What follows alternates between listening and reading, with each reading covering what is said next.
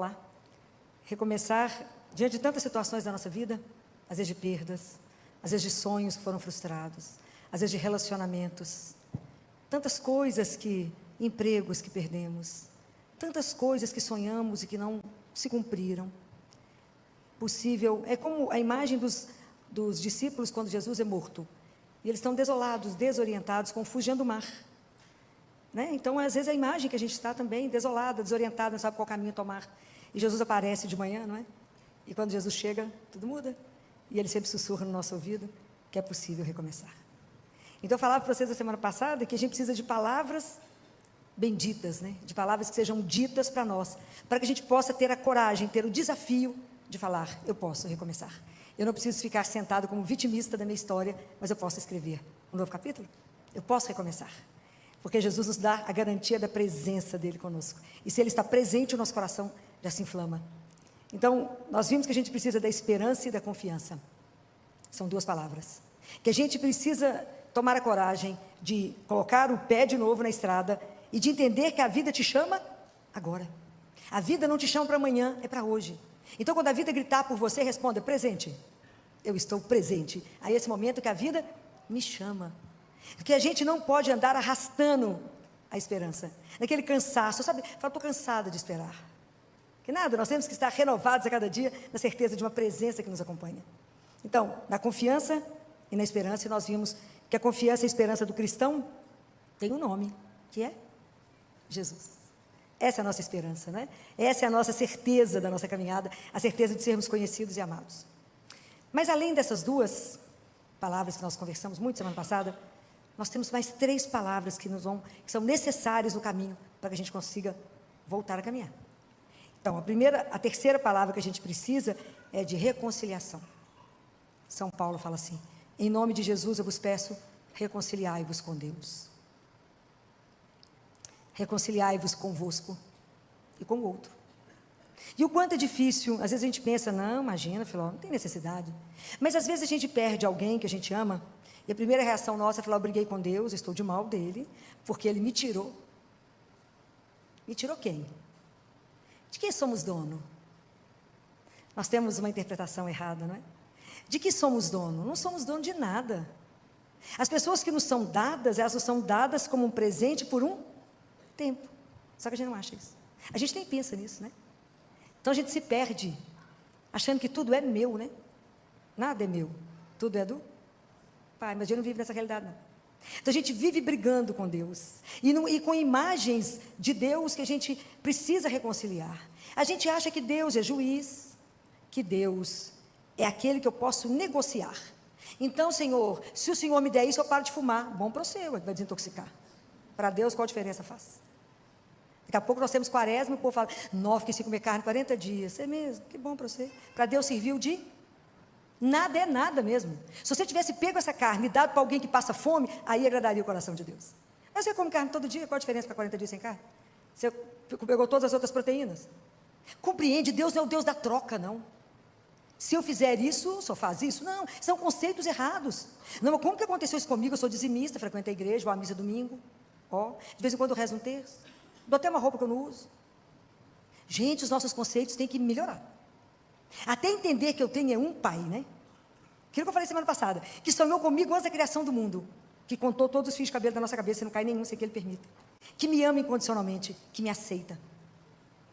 Mesmo na miséria, Ele me aceita do jeito que eu sou. Do jeito que eu estou, na verdade, porque Ele tem um sonho para mim. É diferente. Então eu preciso reconciliar com Ele. Eu preciso entender que Deus não está contra mim, Ele está a meu favor. Ok? Deus me ama. Se a gente não caminhar baseado nesse amor incondicional, a vida nossa, se ela não estiver sustentada por esse amor, a gente não vai andar. Porque os problemas vão chegar para todos nós. O que me sustenta? É a certeza de que minha vida não é um acaso. Ela tem um propósito. A vida é bem-aventurada. Apesar de eu estar vivendo um momento difícil agora, mas eu não estou sozinha, eu estou acompanhada. É essa certeza, é essa a fé que tem que deixar o nosso coração nutrido, alimentado, com coragem de começar de manhã. Então eu preciso me reconciliar comigo. E às vezes eu falo, mas como é que você faz uma dessa e erra desse jeito? Mas como é que você caiu nisso? Não, você é um fracassado, não, você não dará conta, você é um infeliz, nada vai dar certo. Eu já tinha te avisado que não ia dar certo, isso é a gente com a gente mesmo. São tantas vozes conosco que te destrói, que te humilha, que te põe para baixo, que te não dá coragem de levantar. Não é fácil aceitar que a gente é frágil. Não é fácil aceitar que a gente é finito. Não é fácil a gente ter uma sensação de onipotência. Quem adoece é o outro, quem morre é o outro, quem morre é o desavisado. Eu não, comigo nada acontece, eu sou bacana. Não, nós somos todos vulneráveis. Todos nós dependemos uns dos outros. Todos nós vamos viver a finitude. Todos nós, às vezes, caminhamos uma solidão. Então é preciso entender que somos assim. Não sou aquela imagem que eu gostaria de ser. Às vezes eu tenho que abraçar aquilo que eu não acolho bem em mim. Sem máscara, ok? Não adianta disfarçar, ter uma aparência e de atrás da aparência está podre. Então melhor assumir como somos. E saber que somos dependentes dele para tudo. Reconcilia com Deus, reconcilie com você, reconcilie com o irmão. E isso é tão interessante que está numa passagem da Bíblia em Marcos 1. Lembra quando Jesus entra? Ele entra numa sinagoga no sábado, que está em Cafarnaum. Quando ele entra, estava lá, a turma estava rezando. E essa pessoa que estava lá rezava. O que ele foi fazer na sinagoga? Foi lá porque ele rezava. E na hora que ele entra, um homem possuído de um espírito gritou, impuro gritou: que queres de nós, Jesus Nazareno? Viestes para nos arruinar. Sei que tu és o Santo de Deus. Às vezes a gente pensa assim: mas Jesus vai se preocupar com a minha vida cotidiana? Ele vai se interessar? Por que você quer vir fazer na minha vida, Jesus? Ele se interessa sim, pelo nosso nada, pela nossa rotina ali, tão pequena, tão miserável. Fazemos uma vidinha tão mais ou menos. E ele se interessa, ele caminha junto conosco. Vamos ver que hora que essa pessoa percebe que eu caminho junto dela. De que a gente perceber isso é extraordinário. Mas quando a gente não percebe, ele tem uma paciência impressionante. Quando é que nós vamos entender que o centro do cristão, o centro da nossa religião, não está na culpa, mas está no amor que veio buscar aqueles que se perderam? Se vocês nunca se sentiram perdidos, como aquele pastor que foi atrás de você, lá naqueles caminhos, colocou você no ombro e te carregou. É um amor sem medida, desmedido. Deus amou sem medida, olha a cruz. Amor sem medida a cada um de nós, até o dia que a gente olhar para essa cruz e falar: foi por minha causa que ele viveu isso, foi por mim que ele morreu. Essa frase é um impacto de muita conversão, quando você conseguir olhar diante da cruz e falar: foi por minha causa que ele fez isso, foi por amor a mim, porque ele tem amor à minha vida que será eterna. Quando a gente não entender isso, então essas tanto de vozes em nós vai nos perturbando, vai tirando você do seu centro, vai minando a sua relação com Deus. Vai falando: você não vai a lugar nenhum. Quem você pensa que você é? Porque já tem a turma que já fala isso com você. Mas a turma, você com essas vozes dentro de você mesmo, isso te destrói. Então por isso que Jesus fala: cala-te e sai dele. Nós temos que ter coragem de abafar essas vozes que ficam perturbando a nossa vida. E te diminuindo, te desorientando. Te fazendo com que você fique pior do que você já estava. Então às vezes você está vivendo uma situação difícil. Às vezes um desemprego, e você pensa: mas é isso mesmo, você não fala 10 línguas. O outro é competente, tinha que assumir mesmo. Você não, você é incapaz. Você não tem competência, o outro é que é competente. Mas você não tem a beleza do outro, o outro é que tem a beleza. Preste atenção como é que a gente se destrói. E, na verdade, a gente deveria, quando a gente compreende que Deus não está contrário, mas é meu favor, e que Ele me ama, eu falo: pode parar de falar bobagem? Porque eu tenho um pai que me ama. Então, se hoje eu perdi o emprego, é porque o meu tempo nesse lugar encerrou. Mas Deus, que é o meu pai, meu Senhor, tem um outro projeto, Ele precisa de mim em outro lugar. É mais leve? É diferente. É diferente do que eu tentar me arruinar.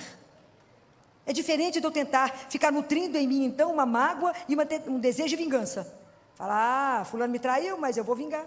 Põe fogo na loja, mata o outro. Não. Até eu entender, né, gente, assim, eu sei que traição é uma das coisas mais difíceis de viver, adultério é uma das coisas mais difíceis de viver, mas quando a gente amadurece mais na vida, a gente pensa que o que mais livre une, o que é de mais libertador, a maior liberdade que pode unir duas pessoas é o amor. Eu não posso obrigar ninguém a me amar. Posso? Não. No meio de uma multidão dessa, eu olho para a pessoa e falo: é esse. Eu olho para a pessoa e falo: é ela. E isso, um dia nós fizemos uma aliança de amor. E por alguma razão, se essa pessoa desistiu, que pode ter sido o homem ou a mulher, desistiu de caminhar, eu não posso mendigar. Não se mendiga amor. Não se mendiga atenção. Não se mendiga afeto. Porque eu sou filha do Altíssimo. Mas também não tem que matar o outro nem vingar. Eu respeito o outro que desistiu. Eu lamento profundamente. Mas se a pessoa não quer continuar o caminho, que siga em paz. Mas até a gente ter essa liberdade em relação ao outro e dizer: você é livre para as suas opções, para as suas escolhas, mas também para as consequências da escolha. Tudo tem consequência. Mas se o outro arrepende e quer voltar, também é uma opção eu perdoar e fazer um outro caminho. Ok? Mas a gente tem que ser livre em relação a isso. Mas entender que Deus está junto e não contrário. E que se eu não me amar, não me aceitar, não me acolher, se eu não me perdoar, como é que eu vou dar conta de fazer isso com o outro? Não farei. Eu também tenho que ver a minha vida a partir de Deus. Pensem nisso. É preciso reconciliar. É preciso falar: Puxa vida, Filó, você não precisava ter feito isso, né? Fez errado. Mas eu me perdoo. É como é difícil a gente se perdoar, não é? Como é difícil a gente falar, eu te perdoo. Você fez uma bobagem ali, eu te perdoo. Eu mesma comigo. Como é difícil. Porque a gente às vezes tem uma imagem da gente muito perfeita. E não somos nada disso. Nós somos luz e treva. Aquilo que São Paulo falou. Eu não faço o bem que eu quero. Eu faço o mal que eu não quero. Porque dentro de nós tem uma ambivalência, tem o bom e o ruim que convivem conosco. Por isso é que a gente precisa trabalhar isso em nós, para que a gente possa ser transformado, que é a quarta palavra. Porque quando eu aceito esse Deus que me ilumina, que me mostra, e Jesus fala isso de uma forma tão linda naquele livro Ensino e Êxodo, ele fala, como é que eu posso reconhecer que uma palavra que você está escutando pertence a mim ou não? Como é que você sabe se veio de Deus ou não veio dele? Como é que é essa clareza dentro de vocês? Porque tudo que é de Deus tem que te gerar paz e te promover. Deus jamais vai te oprimir. Deus jamais vai te humilhar. Isso é coisa do encardido. Deus não. O nosso Deus que nos ama, jamais Ele vai te oprimir. Jamais. Ele veio para nos libertar. Ele veio para nos tirar das cadeias que nos aprisionam. Ele veio para nos colocar para cima. Ele veio para nos colocar de pé. Ele jamais. Então, a frase que você tiver dentro de você, falar com você para baixo, fala, não é Deus que está falando, eu posso falar com ela. Eu tenho autoridade de filho e digo para ele, cala e sai. Não me perturbe. Eu tenho um Deus que me ama. E eu vou mudar a história por causa da presença dele na minha vida. Então nada pode nos fazer desistir por causa de um amor que me conduz. Compreende? Então eu preciso me reconciliar. Falar com Jesus, me tira, me quebra as imagens que eu carrego de Deus, as falsas imagens, e me ajuda a entender que eu tenho um Pai, que o Senhor veio revelar. Um Pai que me ama, que é amoroso, que é cuidadoso e que me quer com Ele. Quando eu consigo ver a minha vida a partir de Deus, quando eu consigo ver a minha verdade, de verdade, eu olho para a minha vida e encaro ela de frente, eu falo, eu sou isso mesmo? Eu olho de frente, eu consigo analisar minha vida pela palavra, aí eu dou oportunidade a Deus de me transformar. Pensem, o cego encontrou Jesus e passou a enxergar, o surdo escutou, Jesus gritou por Jesus e aprendeu a ouvir, o paralítico, que aqueles homens tiraram o teto e desceram com ele, saiu andando. Até a água, quando encontrou com Jesus, virou vinho. E nós? Encontramos com Ele, quantas vezes na Eucaristia? Mudamos o quê? O que é a sua vida, e o que é na sua vida precisa ser transformado? Porque às vezes a rotina é algo espetacular que ela nos organiza, mas ela se torna uma doença quando ela me engessa. E eu falo assim, a gente sempre fez assim, não preciso mudar. A nossa vida, a nossa caminhada, ela é uma sucessão de mudanças. Nós vamos transformando. Quanto mais eu encontro com Jesus na Eucaristia, mais eu tenho oportunidade de ser transformado. Porque aquilo que eu falei, Deus me aceita como eu estou, mas é porque Ele quer me transformar naquilo que Ele sonhou. Mas se eu não me permito essa abertura, se eu não permito ser transformado, Santo Agostinho faz uma análise tão linda disso que ele fala, o nosso coração foi feito para Deus. Então por que eu me transformo? Porque na verdade, o que Deus sonhou para nós é muito grande. O sonho que Deus tem para cada um de nós, gente, é algo espetacular que a gente não tem dimensão dele. Então nascemos, cada um de nós nasceu para brilhar, cada um de nós nasceu para ser muito grande aos olhos e da forma que Ele sonhou. Mas se eu não conseguir ver isto, se eu me aprisionar, quando que Ele vai conseguir me transformar? Nunca, porque eu não vou permitir. Eu me engesso na minha rotina, naquilo que eu acredito e não ouso ir. Eu não ouso caminhar. Imagina, às vezes a gente precisa ser transformado na dor, na situação, e eu preciso do outro que me leve ao único que muda a minha vida. Aquele paralítico precisou de 4 amigos. Às vezes eu preciso dividir a dor. Às vezes eu preciso falar da dor. Às vezes eu preciso falar com alguém que você está num relacionamento abusivo, que o outro abusa de você, que o outro te maltrata, te humilha e te trata como um nada. E por que você permanece? Porque não tem a consciência que é filho do rei. E se somos filhos do Altíssimo, não podemos ser tratados menos do que uma princesa ou um príncipe. Ninguém pode tratar o outro e colocá-lo debaixo de um tapete e falar, você é um incapaz, ou você é isso ou aquilo, e nós permanecemos nisso, por quê? Porque não acreditamos nesse amor. Por que não somos transformados? Por que se a água chega diante de Jesus vira vinho? Por que nós entramos na igreja, comungamos e saímos igual? Porque não acreditamos que recebemos Jesus vivo. Jesus fala que esse é um dos maiores sofrimentos da vida dele, é a hora da Eucaristia. Porque ele chega cheio de coisas para derramar em nós, e o nosso coração duro, incrédulo, acha que está recebendo um pedaço de pão. Se algum de vocês tem o livro da Catarina Emmerich, ouviram falar em Catarina Emmerich? Grande mística da igreja, que viveu com a Eucaristia, e que revelou, ela escreveu vários livros, né? Enquanto ela entrava em êxtase, ela comungava e entrava em êxtase. E um deles é sobre o Cordeiro, sobre a paixão de Jesus, foi que Mel Gibson fez aquele filme, é todo baseado no livro dela. Se você lê o livro, é tudo que o Mel Gibson colocou no filme. Então, no momento que Jesus faz a instituição da Eucaristia, vocês virem a descrição da Catarina Emmerich, naquela ceia, quando o céu se abre, e como todos os anjos se prostram, quando ele vai se tornar, em cada migalha de pão, em cada gota de vinho, é o sangue e o corpo de Jesus. E nós recebemos, entramos na fila e não percebemos onde estamos. É para ser qualquer coisa ser curado, é para a gente ser transformado, é para a gente falar com ele: Jesus, transforma isso. Então não esconda dele aquilo que na sua vida está precisando ser mudado. Não mascare, não venha até ele cheio de máscara, cheio de maquiagem. Mostra a sua nudez, mostra a miséria, mostra a fragilidade e fala: eu sou isso, mas não quero ser isso, eu sou sua filha, me transforma. Não permita, Jesus, que eu me tranque num quarto e veja o mundo apenas por um buraquinho da fechadura e acho que isso é o tudo. Não, Senhor, me ajuda a abrir a porta de descobrir um mundo novo que o Senhor fez para mim. Me ajuda a descobrir um horizonte, me ajuda a descobrir que eu posso sonhar e voar, porque eu sou sua. Me ajuda a não ter medo de ser transformada. Me ajuda a entender que se até aqui eu caminhei dessa forma, é porque eu não tinha uma consciência plena, mas agora que eu tenho consciência de um Deus que me ama, que eu tenho um Pai que me ama, e que uma das coisas que mais me emociona é saber que Ele espera cada um de nós. Ele me espera. Eu acho que Ele faz a continha lá, menos um dia que ela viveu, daqui a pouco ela está aqui. Mesmo que isso para nós seja, para com esse assunto. Mas é verdade. Ele nos espera para uma vida que a gente não tem dimensão. Deus nos aguarda. Um dos corpos que estão incorruptíveis, que está mais lindo, é a Santa Bernadette, que viu Nossa Senhora de Lourdes. Vocês já viram que coisa mais linda? Ela está uma menina dormindo com as mãozinhas. E isso tem 145 anos que ela morreu, de mãozinha posta. E ela está lá onde as freiras estão, e o cabelo dela tem que ser cortado, e as unhas também, porque continua crescendo. E o sangue dela não está coagulado, está líquido. É extraordinário, gente. O nosso Deus é algo de nos tirar a fala. E a gente ainda encontra com Ele e morre de medo dEle. Por quê? Se rasgue diante dEle e fala: Jesus, me transforma, igual o Senhor fez com aquele paralítico.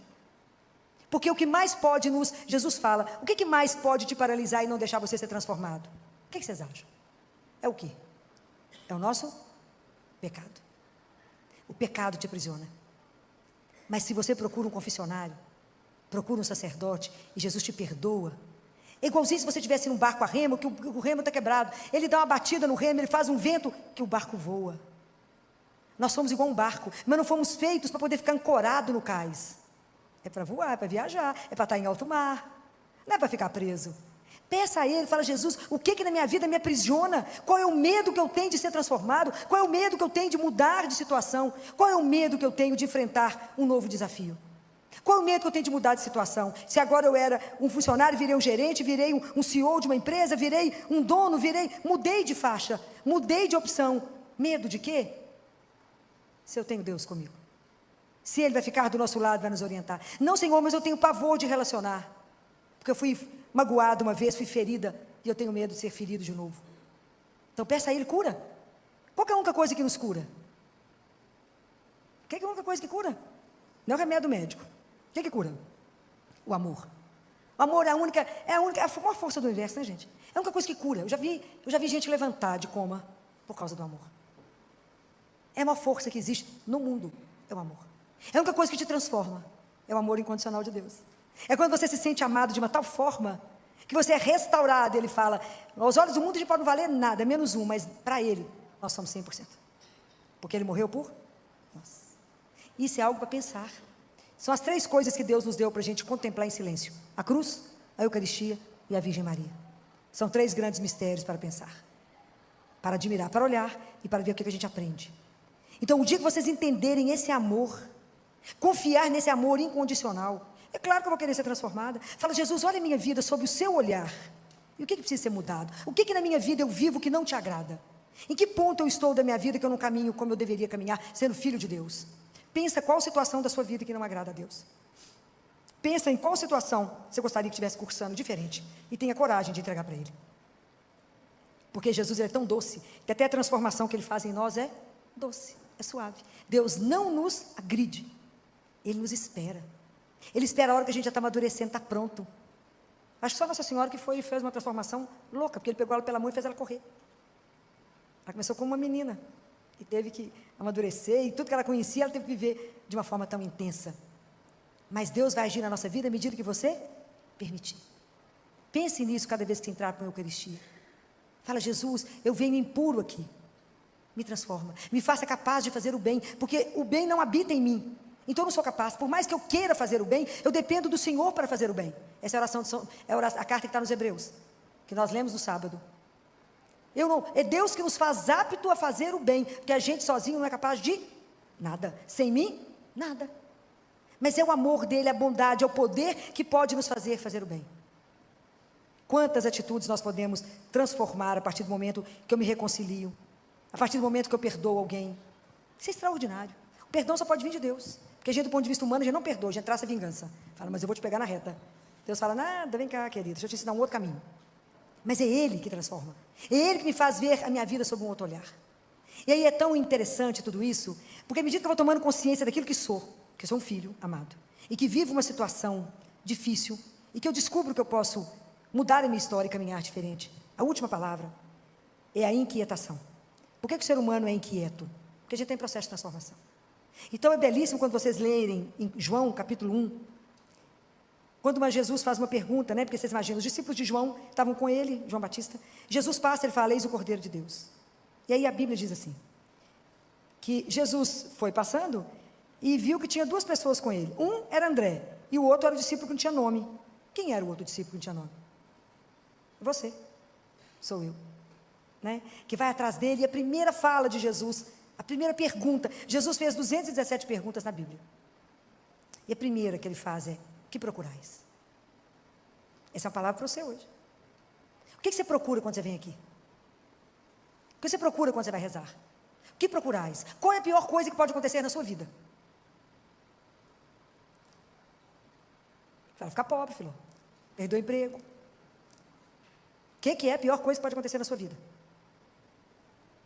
É perder o desejo de Deus. É perder o desejo de caminhar, de ter uma paixão, de viver uma vida com sentido. Sabe quando a gente se acomoda naquilo e se arrasta, e a pessoa fala com você: o que você tem? Você fala: ah, nada. Você está triste? Não. O que aconteceu? Nada. O que você quer? Nada. Misericórdia. Isso é assídia. É aquela pessoa que não deseja nada, aquela vida, é o que eu falo de água de chuchu rala, aquela coisa que não tem sal nem tem açúcar, aquela coisa sonsa, insonsa, pelo amor de Deus. A vida tem que ter paixão. Se o evangelho não fizer você ter paixão, não te revirar, por isso que o livro mais de inquietude que existe chama Evangelho. É a Bíblia, porque Jesus está sempre te questionando, Ele está sempre fazendo uma pergunta: o que você procura? É muito grave se a gente for sequestrado pelo consumismo, que faz com que você ache que o seu desejo está resumido naquilo que o dinheiro te dá. É muito pobre. É muito pobre. Se achar que aquilo que eu possuo na mão é o desejo que resume a minha vida, é pouco demais. É muito triste uma pessoa que não deseja nada, uma pessoa que não quer nada, uma pessoa que fala: tanto faz chover, eu fazer só. Pelo amor de Deus, tem que ter energia na vida, tem que ter paixão pela vida, tem que ter paixão pela causa de Jesus, tem que ter paixão para viver uma vida que o agrade, tem que ter paixão para chegar no céu, tem que ter paixão para fazer de tudo para não passar pelo purgatório, tem que ter uma paixão para viver tudo isso, viver a nossa fé, e se precisar ir até o sangue, por Ele, mas somente por Ele, por mais ninguém. Quando naquela festa de Cristo Rei, que tem uma revolução que pega o pessoal, que eram famosos cristeiros, que pega uma criança e um tio dele fala com ele, um menino de 11 anos, fala por favor, que vivo na época um presidente de um país, e o tio dele fala: por favor, fale isso. Aí na hora que vão pegar o menino, ele fala: fale, o que você tem que dizer? Ele fala: viva Cristo Rei. E é morto. Era uma criança. Será que a gente tem coragem? Então, qual a pior coisa que pode acontecer? Eu não saber o que eu desejo. Então, quando Jesus vira para trás e pergunta hoje no seu olho: o que procurais? Agora que você precisa recomeçar a sua vida, seja por uma infidelidade, seja porque você desistiu de alguma coisa, seja porque perdeu alguém, não fique parado no dia da dor, não fique parado no dia que você descobriu a traição, não fique parado no momento que alguém morreu, não fique parado no dia que você perdeu o emprego. Levanta. Quando Jesus ele pega o paralítico, ele fala com ele: de pé. Essa é a palavra da ressurreição. Essa é a palavra que Ele quer dizer para cada um de nós: de pé. Eu não te fiz para ficar deitado. Você é minha imagem, a minha semelhança. Anda como meu filho, na minha presença, porque eu estou aqui. Então eu garanto a minha presença. Eu te abençoo, eu te conduzo, eu não te abandono, eu não te traio, apesar das suas infidelidades, todo dia, né? A gente tem que falar com Ele todo dia de manhã. Jesus, eu chego no espelho e falo com Ele: Jesus, está me vendo? Está entendendo? Sou eu mesmo. Olha para mim. Presta bem atenção como é que eu estou vestido, para você não me perder no meio do povo, porque vai que você me perde. E se o Senhor não ficar, prestar atenção, eu te perco, eu te traio, por muito menos que 20 moedas. eu te traio facinho, se você não ficar perto. Fica de olho em mim, que eu não presto. Tem que falar isso com ele todo dia de manhã.